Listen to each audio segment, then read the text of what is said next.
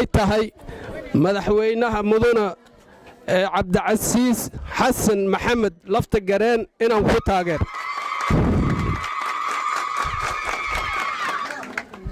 marka u horeysa salaanta islaamkaan idinku salaama assalaamu calaykum waraxmatullaahi wabarakaatu annagoo ah digil iyo mirifle ka soo jeedna koonfur galbeed ku nool gobolka nugaal ee garow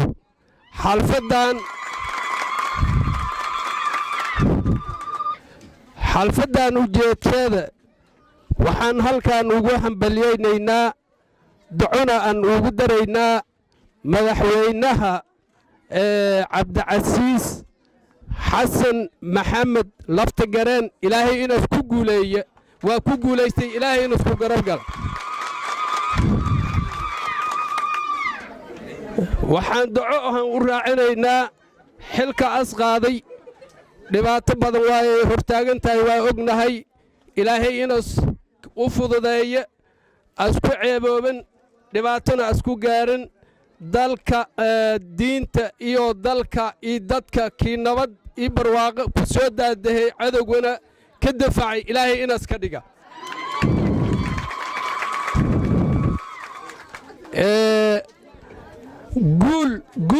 guulaan ku leenahay guul baan ku leenahay mudana madaxweyne garow waa kuugu sugaynaa dadka kuu joogana waa kuu hambalyaynayeen annagana waa kuu soo ducaynay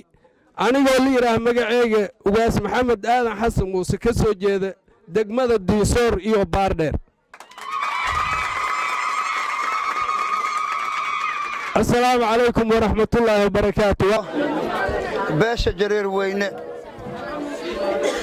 nabadoonka beesha jareer weyne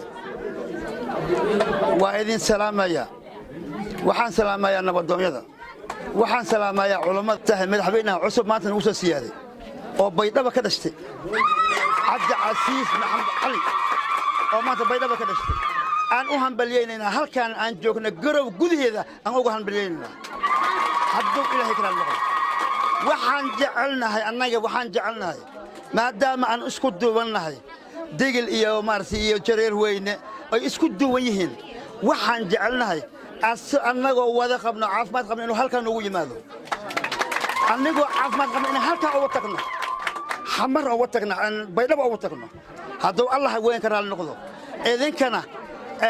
qaymahan iyo shirkan aad ka soo maanta qayb gasheen ama waxa farxad weyn weeye oo ilaahayga weyn subxaanahu ilaah baa uga farxadaan inaan halkaan ay khayrayn waan u duceeynaa madaxweynaha cabdicasiis waan u duceynaynaa inuu ilaahay meeshiisa ku adkeeyo inuu ilaahay meeshiisa ku celiyo inuu ilaahay kor ilaahay u qaado inuu ilaahay caawinta ilaah loola qaado inuu xilka uu haayo oo xil weyn uu yahay oo ilaahay garabkiisa ilaahay galo waan u duceynaynaa idinkana u duceeya wasalaamu calaykum waraxmatullaahi wabarakaatu ogaaska guud ee digili mirfle anoo ka hadlaya afhayeenka guud ee beesha jareer weyne waxaan soo dhowaynaynaa doorashada cusub ee ka xurtay macnaha magaalada baydhabo guul baana leenahay intaa kadib waxaan ku darayaa mudana madaxweyne soo dhowow waan ku soo dhowaynaynaa dhammaan 9 gobole ee puntland waxa alla wixii digil iyo mirifle joogo way ku soo dhowaynayaan waana kuu baahan yihiin inay ku arkaan aragtidaada muuqaalkaada wayna kuu ducaynayaan mudana madaxweyne soo dhowow war maxaa ka tiraadeen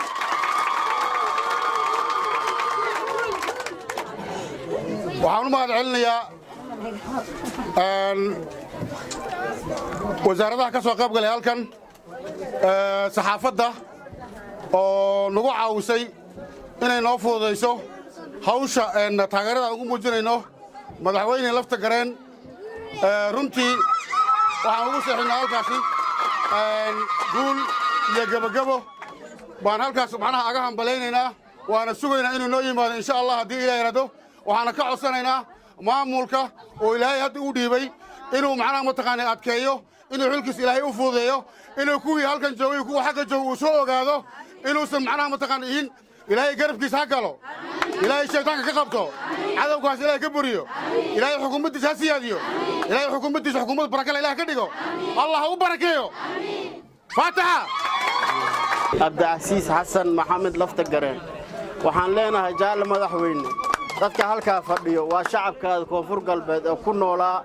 gobolka nugaal waxay kugu soo dhoweynayaan gacmo furnaan iyo hambaylo soo dhoweyn si lagu doorto jaalle madaxweyne xafladaada waa socotaa meel kasta waa laga taageersan yahay hadna waxaan ku leenahay madaxweyne koonfur galbeed maanta waa u jeedaa didadkeedii iyo meelaha kale ay xeeran yihiin waxaan ku leenahay madaxweyne gundiga dhiish iskaaga dhig waxay kaaga baahan yihiin shacabka reer koonfur galbeed hool ihii bay kaaga baahan aday ku sugayaan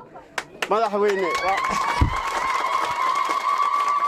waxaan kale u hambalyaynaynaa xildhibaanada ku doortay waxaan leenahay xildhibaano waad mahadsantihiin maadaama aad doorateen koonfur galbeed ninka maanta aad u baahneed waxaan leenahay dal ninkiisibaa iska leh koonfur galbeed ha noolaato soomaaliya ha noolaato koonfur galbeed ha noolaato lafta gareen ha guulaysto assalaamu calaykum waraxmatullahi mudane maxamed cabdicasiis xasan lafta gareen halkaas gobolka nuugaal baan hambaliyo kaaga jireen mudane madaxweyne koonfur galbeed maalintii ololaha ku jiray niidan kaa taageeray mudane madaxweyne markaan ololaha ku jirtay niidan kaa taageeraya maadaama lagu doortay waxaan kaa ogsanaynaa koonfur galbeed maanta gacantaadii baa ku jirtaa waad og tahay shacabkaagii derbi waxa u noqday reer puntland gaar ahaan maamulka dowlad goboleedka puntland baa derbigaa eliyey baraka'aga halkan ku nool nuugaal ku nool koonfur galbeed baa laga xukumaa maadaama reer puntland yihiin halkaasaan kaaga soo hambaliyaynay hambaliyada ugu horayso gobolka nuugaal lagu dhigay mudane cabdicasiis xasan lafta gareen gobolka nuugaal caasimadda garowe bay noqotay anigoo ku hadlaya nabadoonnada digil iyo midhifle magacaygoo ku dhawaaqayo nabadoon aadan cabdi ismaan oo degmada ku dhashay buurxa kabe mudane madaxweyne caloosheenna degmada iyo baay gobolka baay bay jirtaa halkaa nabadgelyo baan u joognaa nabadgelyadu furaha ugu horeeya waa nabadgelyo la'aan baan halkaa u joognaa mudane madaxweyne shacabkii ciidan ka dhigan lahayd baa halkaan jooga mudane madaxweyne haweenkii dawladdaada u shaqayn lahayd baa halkaan muraal jab la joogaan mudane madaxweyne dadkii aduga dalka maskaxda aad la wadaagi lahayd baa halkaan jooga mudane madaxweyne raas aseer iyo raas kambooni isku si baan u socon jirnay waddooyinka inaad furtaan baan u baahannahay degmada buurxa kaba iyo baay waad ogtihiin looma socon karo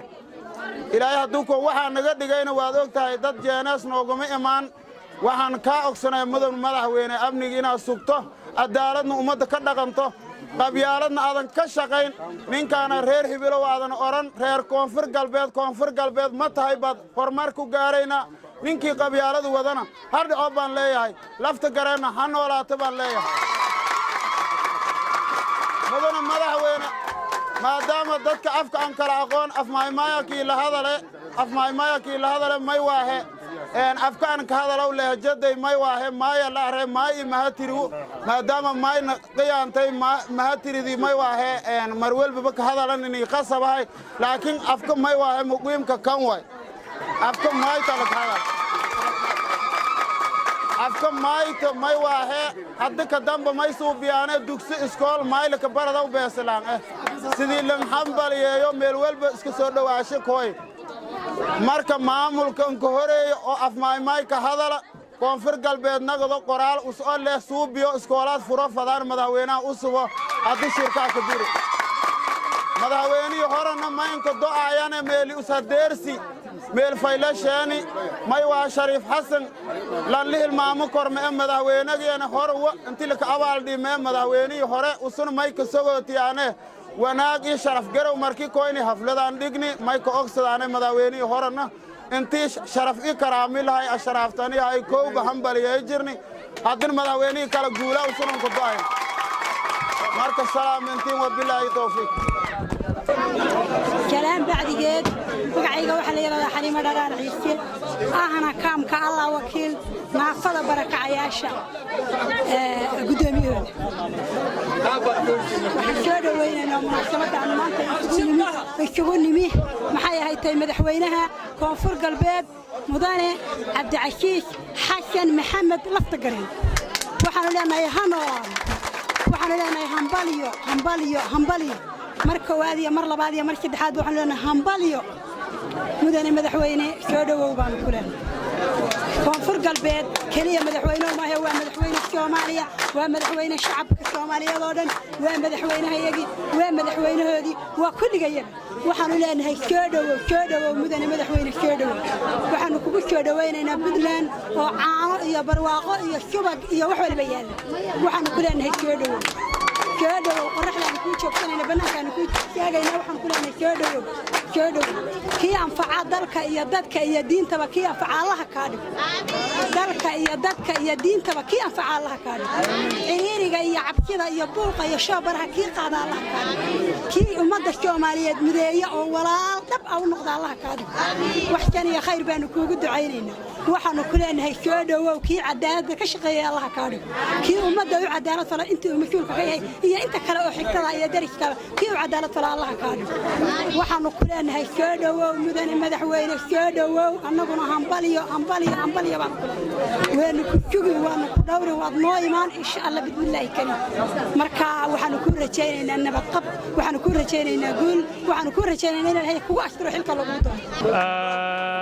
ما يبعثن أنت حكدوا عن حفلة دونجيك لكي عبد العزيز لفتقرن فهم كرتان كيك ما يبتعله إزبدل ككوفر قلبت سوماليا ما شاء الله عبد العزيز لفتقرن حلوانا ذا كوفر قلبت سوماليا دمانتي عجميل دكان إيد يدان كماسين مدن عبد العزيز لفتقرن كوفر قلبت سوماليا مشرحين بدن يا جيك انشرحنا أدين أرجاس مشرح هذا كوجيك عطيا كسيان حلوانا ذا كوفر قلبت سوماليا قل دري مكرت ولا عطيا كيسيان جيك ما يبالكين كباهيا ومد كوفر قلبت سوماليا كوفر قلبت سوماليا شليدي ما دقمة باي ما يبالكين كباهيا أنتيكم كالك بان كوفر قلبت سوماليا أدي لكو سوغاي كوفر قلبت سوماليا كيك حلبان دي dadka mageeka amniyo haatoy walkas markii haato umada soo koonfur galbeed Soomaaliya dhamaantii degmada baaya ku sugan degmada baay shaleediya leeyahay koonfur galbeed Soomaaliya koonfur galbeed Soomaaliya eedeedan ballaarantii intii dhiman kullee eedeedii halkii ku sugan umada koonfur galbeed Soomaaliyana shaqo weyn oo adag dareentay inay adageeka handanqadi umada koonfur galbeed Soomaaliya danqashadii handaqad yakiin dooradeen waan adikoo sugahayaan insha Allah billahi kariim shacabka koonfur galbeed Soomaaliya iyo geeka xilbaanadiyo iyo isku duuban ya codyo ka siiyaan isbedelkan adikor ka jar geeka wal unaglanka laakiin dhisaw ma laakiin inaad la koyto waa isbedel doon laakiin dooradii umada koonfur galbeed Soomaaliya dhamaantiina كل هذه والكين كسوغايت إن شاء الله بين لكن ولا كسوكون جاك والله بنا لسلمراي ميدياها والكسر لسلمراي لكن والكسر مركل حكوا جذب ومد كوفر قلبت سوماليا إزبدل يكين كوباهن تجيك إزبدل على كوفر هاي مدن عبد العزيز محمد حسن لفتقرن إيدي أن كاكين روايانا وما صرت إن شاء الله بينكم إن أن ماركتي عبد العزيز محمد لفتقرن أن ماركتي أوجو همبليينو وحن ربنا يعني إن ماركتي كسوق غيب قل كان هذه ماركتي أن أوجو تاجرنا يعني ودنك مدحوينها كونفور قلبات أنا ونمت أنا جو نبضنا ذا اسمه كل ددوينها أو يمكن واحد كستبو وأوهم بليين الأمانة أو بشيء تاي مارك أنت سويته مدعوينها هالنولاد لفت قرن هالنولاد السلام عليكم مدعوينها عصب كوفر قلبات مدن عبد العزيز حسن محمد لفت قرن waxaannu leenahay mudane madaxweyne soo dhowow una haddii aanna shacabka reer koonfur galbeed ha ka jeedo ku nool caasimadda maamul goboleedka puntland ee garoowe madaxweynaha madilla doorad eedaan ka faraxni xaflad unan dhignina xaflad una weligaana madaxweynean dhigni mee wala una madaxweynaha ka taageerni maybwa madaxweyne ilaahay kiin roonya hortub una ka hamiyaanayu inuusa dalka hanado doono cadowgan meel walba deedsano gobolladii oo baay i bakool ilaa iyoona shabeellada dhexe la eraay ilaa iyo hata shalaxanabanyin mayka filadaana horta middo koowaad ino gobolladaasi inis furo waddooyinjo wada nadiifku weela marka lamaad madaxweynaha may ka codsadaane shacabka reer koonfur galbeed gobol ilaa tuulo ilaa degmo soomaaliya meelba aad aragda buusha ka dhisan wala buushashkaas ka diroona reer koonfur galbeedu may ka codsadaane madaxweynaha inti dadkan dibudejin unsuubyo waddanyo jeelaysiyo amni xumadan laku dulqaado dadyo ilaahay kiin roonya beerojo faladano nabad walwalba naasyo ku nuugaan lambaahanye madaxweynaha may ka codsadaane inti dalkan amnijay boqolkiiba boqol lakuweelo eedlan suga may kale ka codsadaane madaxweynaha koonfur galbeed cabdicasiis maxamed laftagareen may ka codsadaane inti ilaahay kiin roonya oo unka do'aayana inti xilkuusa qaadi ilaahay la garab gala oo bulshada usa matelahayo xildhibaanada reer koonfur galbeed boqolkiiba boqol codyo manshal herna eedaan taageeran unuun haddii ana shacabkii reer koonfur galbeed ku nool caasimadda puntland taageeraana may balena mudane madaxweyne noolow guulayso guul laftagareen anigoo hambaliye iyo soo jeedin anigoo shacabka reer puntland iyo shacabka koonfur galbeed oo halkan ku dhaqan aan iskugu imaanay inaan madaxweynaha u hambaliyayno dhammaan waxaan salaamayaa marka hore dadka walaalahayna ah aan ku wada noolnahay gobollada puntland iyo gobollada kale soomaaliya oo dalka maamul goboleedyada hadda ka jira dhammaantooda shacabkooda aan salaamayaa khaas ahaan waxaan salaamayaa shacabkayga reer koonfur galbeed aan ku soo jeedo dhammaan waxaa loo baahan yahay shacabka reer koonfur galbeed iyo shacabka reer puntland inay wada shaqeeyaan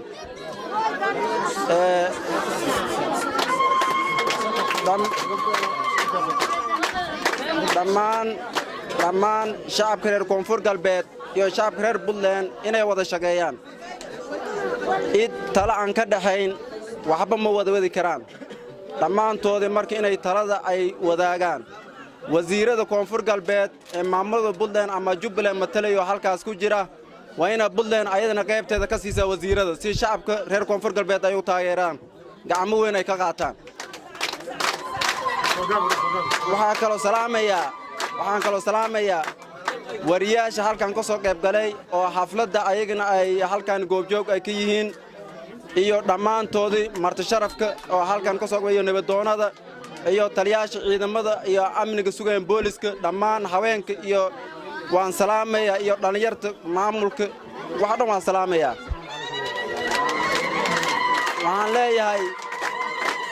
waxaan leeyahay reer puntlandow aniga waxaan nahay shacabkiina idankana waxaa tihiin anaga shacabkeennii dad walaale ayaan wada nahay dhammaantayni waxaan diyaar u nahay inaan nabadda dalka soomaaliya aan ka wada shaqayno haddii nabad tan gobolkaba haddii nabad aan jirin waddooyinkan hadda xirxiran waxaa yeelayaa nabad la'aan baa waddooyinkaani gogoysay macnaha in la mari waayo dadka dhan diyaarada ay ku wada duulayaan marka waxaan u baahannahay maamul walba in wasiirada isku dhaf laga dhigo laga wada shaqeeyo maamulka puntland asagan shacabka reer koonfur galbeed waxay u baahan yihiin kaalin weyn inuu ka siiyo shacabka reer puntlandna xaq ay ku leeyihin koonfur galbeed way ka helayaan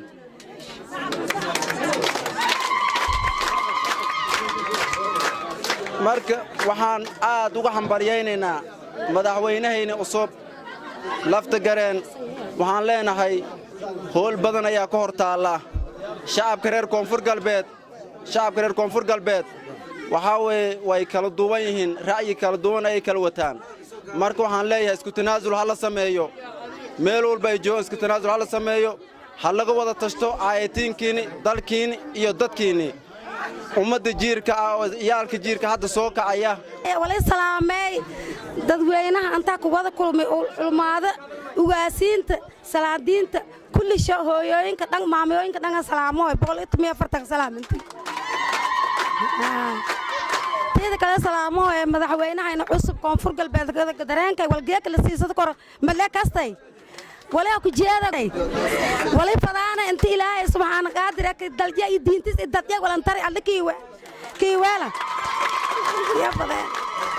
wala fadaana dad barakayaal alxamdulillah ilaahay ma hadlay nabadgelyo ka haysana Puntland dhibaato ma ka haysana walaalaha in Puntland la noolna wala kay rajeena madaxweynaha cusub guula kay rajee salaamanta salaam hafladu madaxweynaha koonfur galbeed Abdicasiis Xasan Maxamed lafta gareen baa u dhigayna way weerasaan hambaliyo hafladu bogaadenu ducaawu dardaaru guul ilaahaysi inoo ishakabaha inoo ummatis walan qobada inoo dalshay dadjay walan qobada inoo diintii dalka dadka diinta walan roongna kooya yaanka hambaliyayana yaanka do'ayana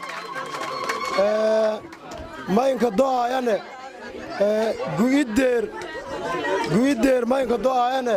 ilaahay guulin nabad geeyaha miig maynka do'ayane guulin nabad galbihiraa maynka do'ayane guulin nabad gelgelkii baydhow weydoodii gardhow geedaankii buurhakaba waliibe gorow i gaalka ayika noolna dawladda